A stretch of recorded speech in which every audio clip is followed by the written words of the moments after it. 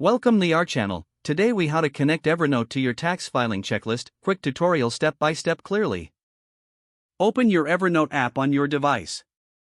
Create a new note by clicking on the New Note button. Name your note something like Tax Filing Checklist.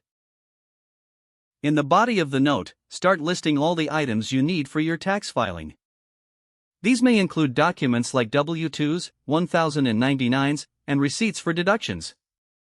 Once your checklist is complete, organize it to make it easy to follow. You can use checkboxes for each item by clicking the checkbox icon in the toolbar. Now, let's connect Evernote to your filing process. Open your web browser and go to your tax preparation website. Look for the option to upload documents or integrate with Evernote. Follow the prompts to authorize the connection between the two services. You may need to log into your Evernote account for authentication. After you've connected, return to your checklist in Evernote. Make sure all items on your checklist correspond to what's required by your tax preparer.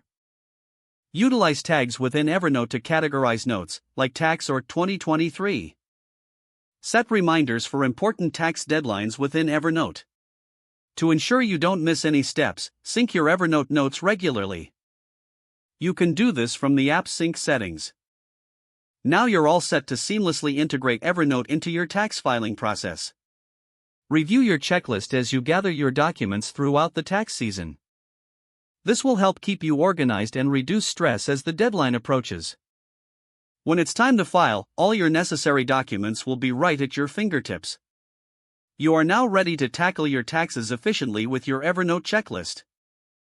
If the page does not load, refresh the browser or try again in a private or incognito window. Make sure you are using the correct email address, then retype it carefully to avoid small typos. If your password is not accepted, use the reset option and create a new strong password you can remember.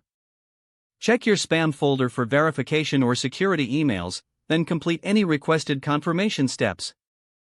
Enable two-factor authentication if available to improve account security and reduce unauthorized access risk.